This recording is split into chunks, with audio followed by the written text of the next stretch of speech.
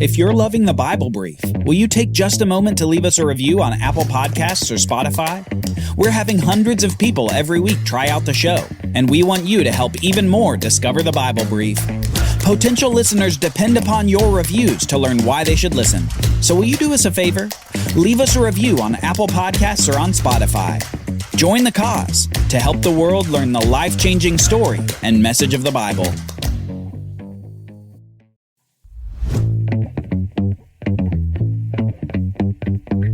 Fear grips Israel's army as a large Philistine man taunts them. But soon a young shepherd from Bethlehem arrives to battle this giant foe. On the Bible Brief. Have you shared the Bible Brief with a friend? If you're listening and love the show, will you pause right now and text your friend a link? Join our mission to help the world learn the Bible in a whole new way.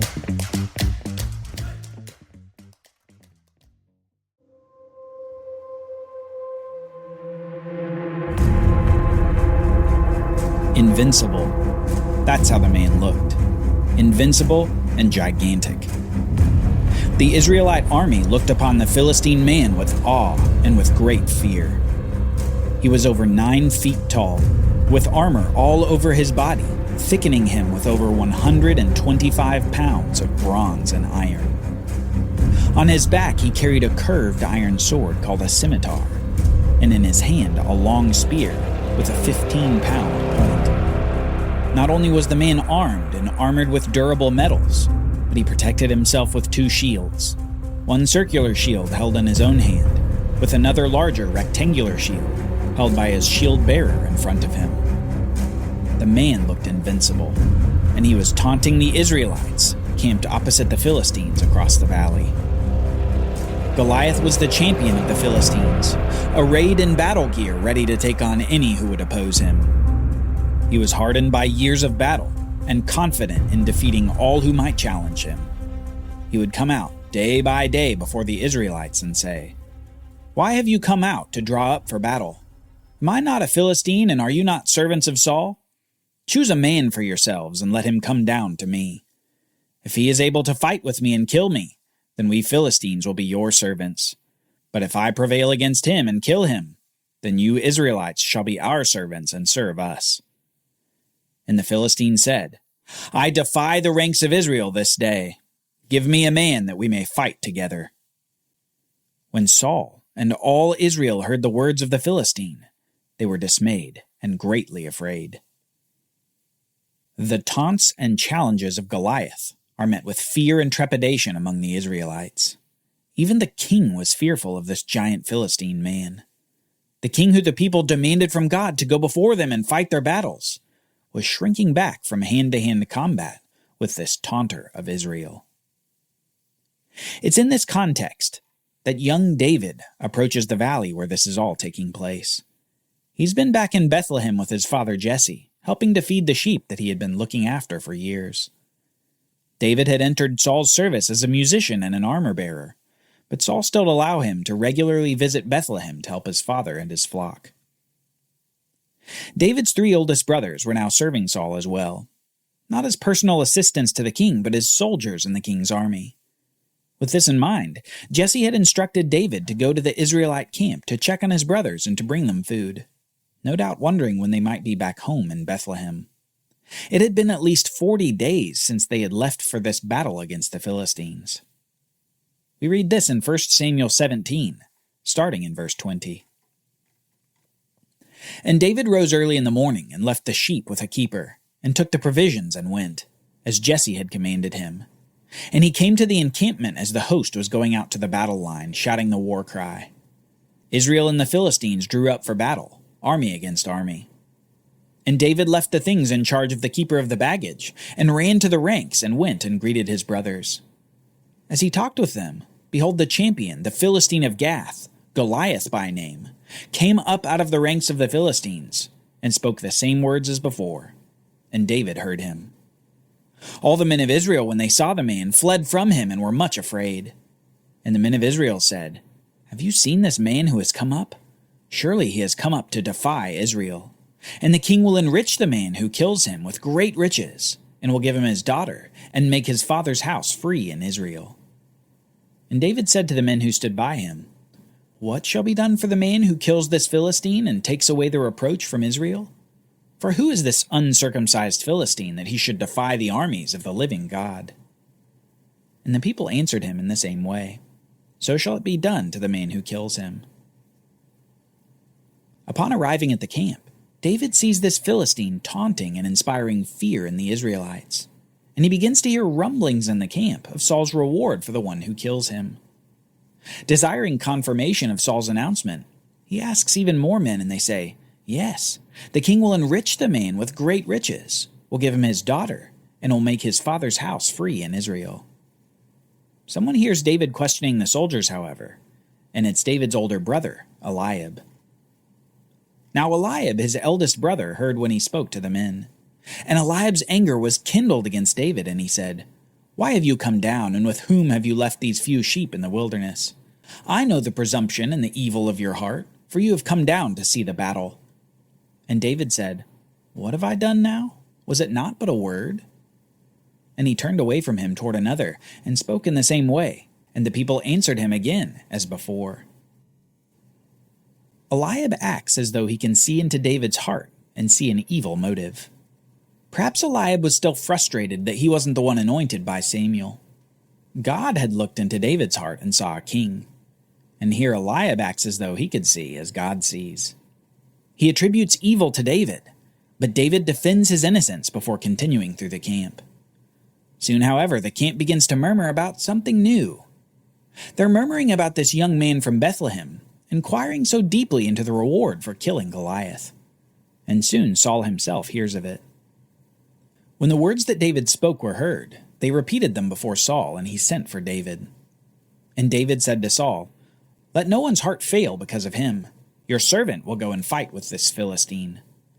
And Saul said to David, "You are not able to go against this Philistine to fight with him, for you are but a youth, and he has been a man of war from his youth." But David said to Saul, "Your servant used to keep sheep for his father, and when there came a lion or a bear and took a lamb from the flock, I went after him and struck him and delivered it out of his mouth. And if he arose against me, I caught him by his mane and struck him and killed him. Your servant has struck down both lions and bears, and this uncircumcised Philistine shall be like one of them, for he has defied the armies of the living God." And David said, "The Lord who delivered me from the paw of the lion and from the paw of the bear will deliver me from the hand of this Philistine." And Saul said to David, "Go, and the Lord be with you." David's courage and faith in this scene must have been really something for Saul to see. Saul's fear had kept him off the battlefield, but David was itching to have an opportunity to slay this giant. Perhaps Saul looked upon David and envied his youthful naivete and confidence. Perhaps he was relieved that finally someone out of the Israelite camp would meet this Goliath in combat. In any case, David finally convinces Saul to let him meet this Philistine in battle. And soon Saul is clothing David for the fight. We read, "Then Saul clothed David with his armor. He put a helmet of bronze on his head and clothed him with a coat of mail. And David strapped his sword over his armor, and he tried in vain to go, for he had not tested them. Then David said to Saul, 'I cannot go with these, for I have not tested them.' So David put them off. Then he took his staff in his hand, and chose 5 smooth stones from the brook, and put them in his shepherd's pouch. His sling was in his hand, and he approached the Philistine." Something ironic is happening in this scene that we can't miss. The champion that the people had asked for, Saul, the king over Israel, is putting his royal armor on David. The current king is clothing David with armor fit for a king, probably the best in all of Israel. Yet even as Saul was the desired king, and Saul's armor and weaponry was to be desired above all, David rejects them both. It's as if David is rejecting the way that Saul had been king, by rejecting all these man-made protections. David would be a different sort of a king, with different protection and different weapons. He would use his shepherd's staff and unhewn stones from the brook. David would be a shepherd king, not a king like the other nations. And he would defeat this foe, not with Saul's sword, but with his shepherd's sling. Now David, prepared with only his staff and several stones, goes out to meet this large Philistine man. He walks out before all Israel, with the eyes of the giant perhaps squinting in the sun to see who it is that has come out to meet him in combat after so many weeks of taunting. And the Philistine moved forward and came near to David, with his shield-bearer in front of him. And when the Philistine looked and saw David, he disdained him, for he was but a youth, ruddy and handsome in appearance.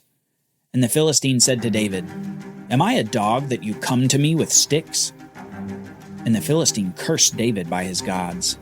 The Philistine said to David, "Come to me, and I will give your flesh to the birds of the air and to the beasts of the field." Goliath continues his taunts at this small Israelite approaching him from the camp. David must have looked puny to him. A little shepherd, no more than 20 years of age, approaching the over 9-foot-tall champion of Philistia. Goliath is even offended that Israel would send David arrayed in nothing but his shepherding clothes. But after Goliath's taunt, we hear David's reply, a faith-filled speech for the ages. David said to the Philistine, "You come to me with a sword, and with a spear, and with a javelin. But I come to you in the name of the Lord of hosts, the God of the armies of Israel, whom you have defied. This day Yahweh will deliver you into my hand, and I will strike you down and cut off your head. And I will give the dead bodies of the host of the Philistines this day to the birds of the air and to the wild beasts of the earth, that all the earth may know that there is a God in Israel, and that all this assembly may know that Yahweh saves not with sword and spear, for the battle is the Lord's, and he will give you into our hand." When the Philistine arose and came and drew near to meet David, David ran quickly toward the battle line to meet the Philistine. And David put his hand in his bag and took out a stone and slung it and struck the Philistine on his forehead. The stone sank into his forehead, and he fell on his face to the ground. So David prevailed over the Philistine with a sling and with a stone, and struck the Philistine and killed him. There was no sword in the hand of David. Then David ran and stood over the Philistine, and took his sword and drew it out of its sheath, and killed him and cut off his head with it. When the Philistines saw that their champion was dead, they fled. And the men of Israel and Judah rose with a shout and pursued the Philistines. With a single stone, David fells the large Philistine and cuts off his head to complete the victory.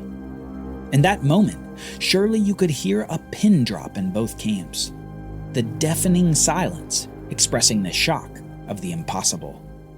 The little shepherd had defeated the invincible champion. But that silence quickly turned to panic as the Philistines began to hightail it out of there. If a shepherd could defeat their champion, what could the Israelite army do to the Philistines?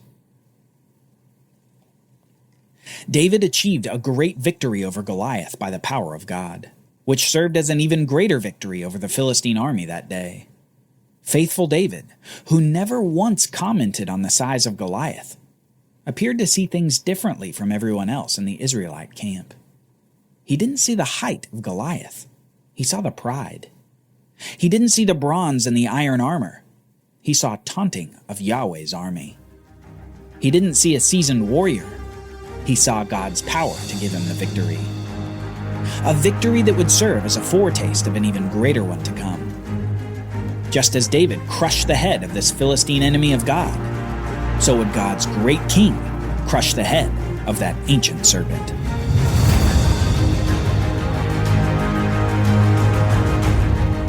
Join us next time as we see the fallout from this amazing battle.